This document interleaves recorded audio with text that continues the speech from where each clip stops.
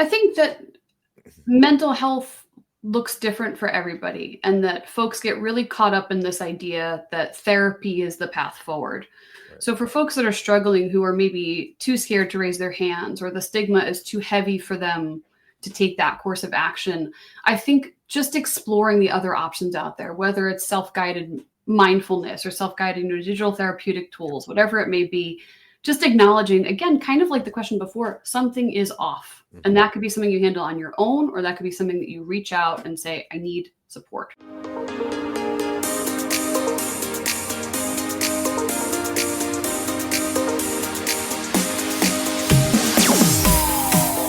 Hello again. Thank you for staying with me today on a day filled with awesome live streams. We started with Pot O'Clock, did That Entrepreneur Show, and now we're sitting down with Jess. She is a fierce advocate for others, embodies resilience, leadership, everything in between. She's a true believer in the power of why.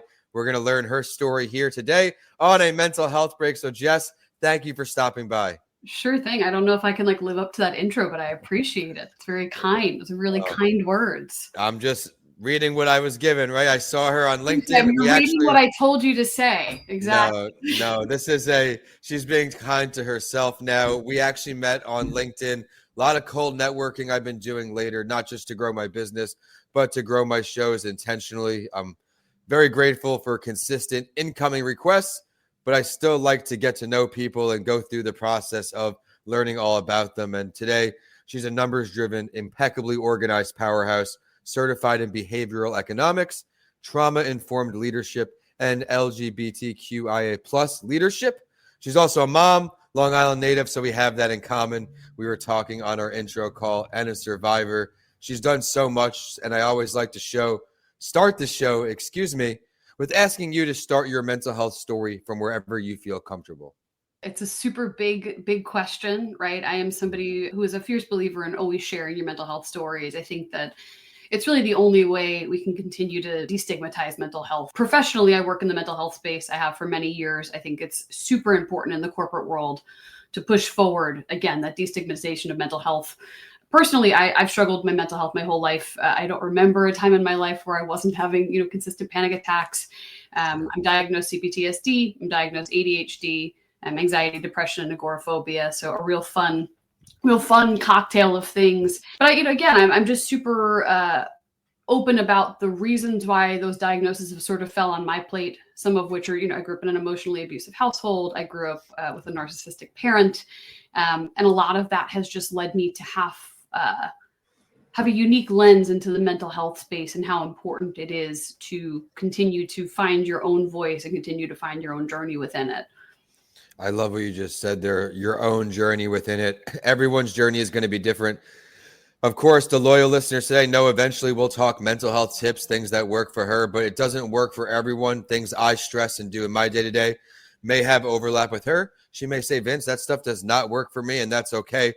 And that's what the biggest step for me with this show is, recognizing you're not alone, but you are unique. So don't discount yourself. Don't discount your value. Everything you bring to the table.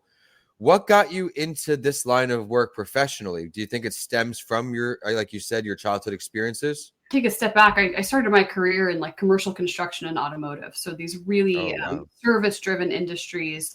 And I got to a point probably around when I was 30, and kind of felt like, hey, I have 10 years experience. I want to do, you're sort of doing well by doing good. I wanted to sell something. I've been in sales and sales leadership for 21 years.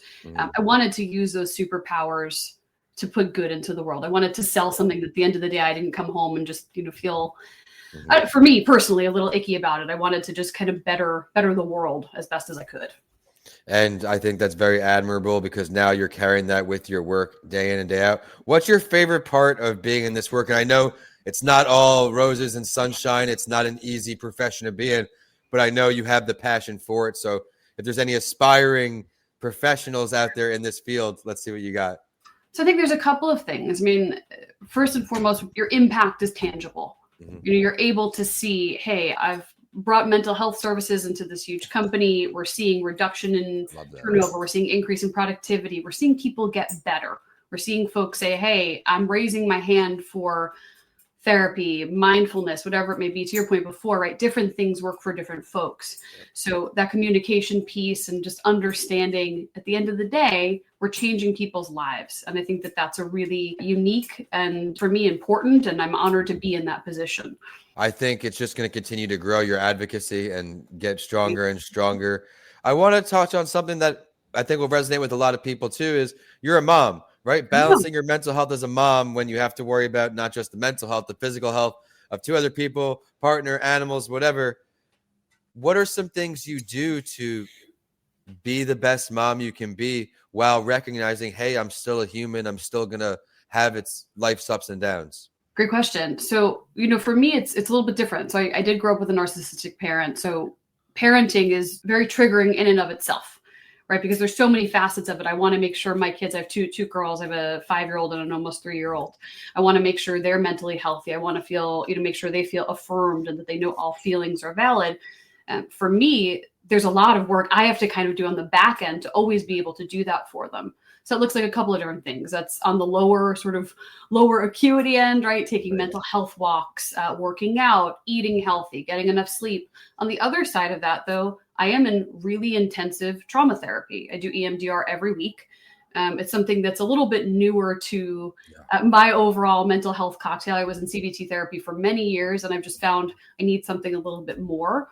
So I just always want to kind of run the gambit and the range of what I can do to be the best parent I can, be the best wife I can, be the best person, friend, whatever it may be. And I think that looks really different at different times. That's what it looks like for me right now. I love how you just brought that up, EMDR. It's a new concept out there. It's gaining more traction. For anybody who's listening on who's maybe never heard of that before, would you mind, very at the most basic terms, of course, just explaining what is that? Absolutely. So basically, it's a desensitization of like rapid eye movement. That's what the acronym stands for. Eye movement desensitization, I believe, is what it is. But basically, what it does is it teaches your brain how to process trauma and put trauma in different parts of your body by following either like I do like a ball going back and forth. Some folks do it with a light. Some folks do it with tapping. And it's really great for folks. As mentioned before, like I'm diagnosed CPTSD. So with that comes a lot of memory loss. It comes with just a lot of incomplete stories. Right. So EMDR kind of allows you to have those things come to the forefront of your mind, process them in a different way than traditional talk therapy, where you have to be able to know the details of those complete stories to process them and heal from them. I love how you explain that. I think everyone out there can at least understand, or not definitely, but I think you did a very job at the basic level. And that's why I asked, because even for me, I'm not in the healthcare field. So a lot of times things are way over my head, but I'd like to bring everybody down to my level, of course. And we've talked about a lot of great stuff, but we're just getting started. In your advocacy, do you remember the first time where you said, hey, I want to share my story. I want to help people out there? Yeah. So I know you know this about me, but I had a podcast for many years that was successful. I ended up shutting it down. I'll do something again eventually, but we're gonna bring it back. I know I've already been told it's coming back, but and I don't know if I'm allowed to curse on here, but I'll curse for one moment to tell you the name of it. It was called Shit Moms Won't Say. It grew into a fairly popular platform, and that was really like the first time where I felt in a broad way I wanted to share my own experience, because I was able to very quickly see people were responding not in like an attention-seeking way, but in a way that was saying, hey, I struggled with that too, or can you share more about that, or can we have a conversation about that? And it just became this really wonderful community where you're able to bounce ideas off of each other. And that was about 5 years ago where that started. And since then, it's just been easier and easier and easier to be very open and very honest about my own journey. Well, I think I'd be remiss if we didn't stop and touch on podcasting for a second. If anyone out there wants to start a podcast, what's one thing you learned along the way that you wish you knew back on day one? The more authentic you are, the more fulfilling it will be. I can resonate with that. When I first started, I would have these typed up scripts and talking points, trying to be so perfect, as many entrepreneurs, right? Recovering perfectionists, where it just sounds forced. So now I do what's called a podcast information sheet. If anybody wants one, please reach out to our team where, hey, what's your bio? What do you want to talk about? What are areas we can add value? Because I want you to be comfortable. And while we're on the amazing information sheet you returned, you were very brave to talk about the things you grew up with, the challenges mental health wise you faced. Can you give some maybe tips for a child growing up with CPTSD or maybe ADHD, something to help them along the way? It's so hard, especially with CPTSD. So just for some additional clinical Yeah. folks, in the United States, the DSM-5 does not recognize CPTSD as a diagnosis, Okay. but the World Health Organization does. So there are a lot of resources, but it really depends on where you are, and it depends on who your provider is.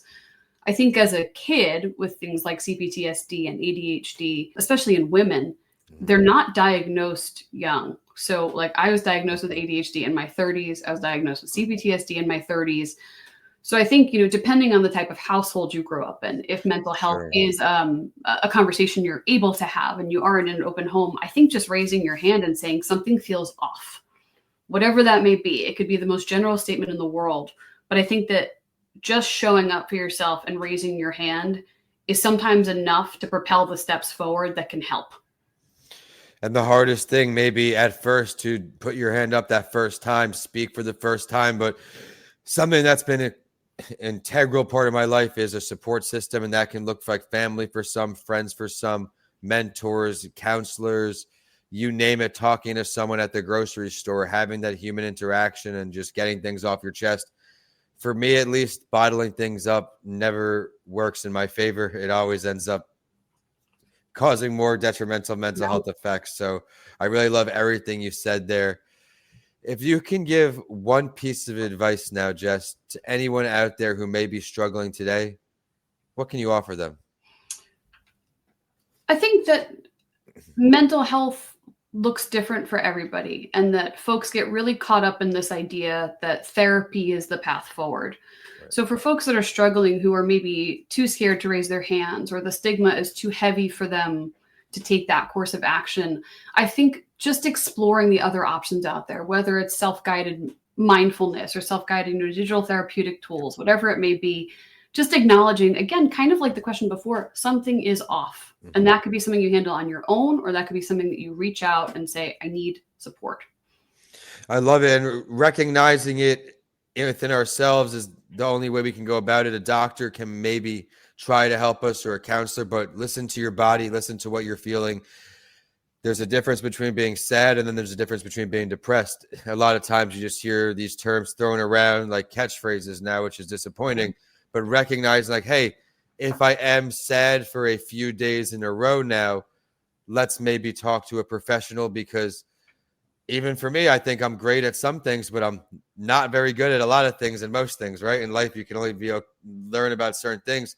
Get help, see a professional, listen to other podcasts like this, go back to her show, listen to some of her earlier shows, and listen to some honest conversations, because remember, you are not alone.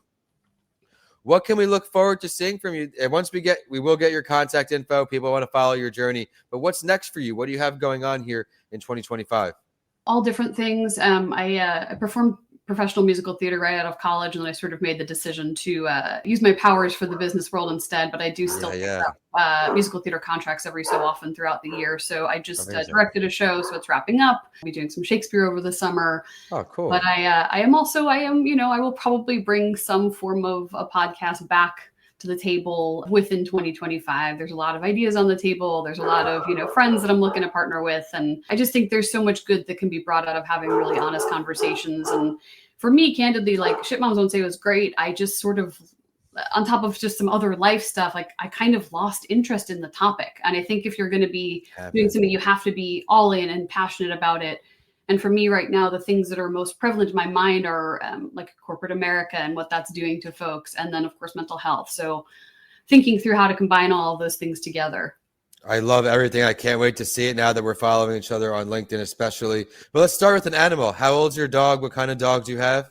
I was just going to apologize. You hear Bates. Bates barking in the background. My dog, so Bates is early great. Me would be, perfectionist, trying to cut it out. Now, just roll right into it. We can't. We all work from home. It's life, right? I mean, I don't even know when my kid's getting at home. Eventually, you may hear but nobody's dying. Nobody's hurt. They're just kids. My dog is 6. His name is Bates, and he's a golden doodle. We adopted him. He's the best dude.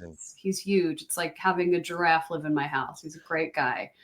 What do you think an animal does for your mental health? Do you think there's any correlation there? Oh my God, of course. I'm just a big dog person. I love having a big floppy guy around my house to snuggle with. And I think that animals teach you empathy whether you want them to or not. Mhm. And having an animal in the house has just reminded me, like, hey, it's so important for my kids to be around animals. It's so important for me to be around animals. And they lower your blood pressure. And it's just this very innocent presence in your house that looks at you with those eyes of like, please take me for a walk. Please feed me. Please love me. And they have the most basic needs.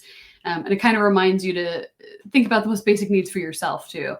Oh, I love that. Think about the basic needs for ourselves. Oftentimes we get busy, go, go, go, especially post-COVID. Everything was on all cylinders. Yeah. We forget to take care of ourselves. Like for me, and this may work for some other people, I'm a big time blocker before bed every day. I have a whiteboard. It helps me not be stressed. 7 a.m. every day. It's about 3 hours into working for me is my exercise break. Non-negotiable exercise, booked up, taking time for myself. Yeah. And it's the scheduling, right? It's like I do the same thing. I schedule myself out, and some people might get stressed by this. For me, I schedule myself like to the minute on some days to make sure I'm taking a walk, I'm having lunch, I'm breathing, I'm doing the things I have to do, I'm taking a shower, make sure my day is work, personal, just in general, like all mixing well together. Time blocking has been a life changer for me, and it happened a few years ago where I learned that activities actually increase in productivity if you actually give it 30 minutes. Oh, I'll do it today. When you say that, how often do you actually do it today? You'll put it off, maybe later. Sometimes you do, but the likelihood is much lower than, okay, from 8 to 9 o'clock, I'm doing sales, something I always neglect. Now that I have a bigger team with me, I'm able to focus on more revenue generating activities. Very grateful. We're talking about being in the moment earlier. A few years ago when it was just me, then I got an assistant, I would have begged for these problems I have now, right? I'm like, oh my God, all these problems I have now. But I prayed and wished and worked for this, similar to you, getting all these great things up and rolling. I can't wait to, again, be that friendly push. Hey, when's the first episode coming out? I promise it's happening. But so time blocking kind of goes into ADHD too, right? Like I always joke with my friends, if it's not in my calendar, I'm not there. Like I need to see, I'm a very visual person. I need to have it right in front of me. Hey, I'm filming this podcast with Vince at 12. Great. Yeah. I'm there. If that wasn't there though, you'd be talking to no one. Like it's really important for me. And I'll do things by percentages too. I'm going to spend 10% of my day doing sales. I'm going to spend 20% of my day, X, Y, and Z. Incredible advice. And everyone, for some, you may be on the go. And as an entrepreneur, we are flexible in many ways, but there's certain things I need regimented. I need to see what my day looks like. What can I put in these open slots? Doing a time audit is a very humbling experience, but if you start time blocking, you'll see how much time do you actually waste, where you're just 3-4 hours go throughout the day, and they could be your peak hours when you're most productive. So definitely hold yourself accountable there. This has been a lot of fun. It's super humbling. It's very humbling to time block. Especially in the beginning, because you're like, okay, I have 4 hours of stuff to do today, and I have a whole page of things I need to catch up, my never-ending to-do list. Let's start plugging it in piece by piece. You also mentioned the taking a walk. Before, I had a few podcasts earlier, got a walk in just to reset, shower again, just to rinse off my face and hop back on the computer. I think the self-care aspect is, again, often overlooked, but I just try to be mindful of certain things. And if you time block and schedule it in, it would really go leaps and bounds. I can't thank you enough, Jess, for not just answering my cold message, but for taking the time to stop here on a mental health break. And I know it's a little colder up there, but you are heading into spring, so I always want to say it can only get warmer. Are you a Yankee or Met fan? Do you root for any sports? I'm not a sports person. That said, my father-in-law is like a fierce Yankee fan. So as like a family, we're a Yankee family.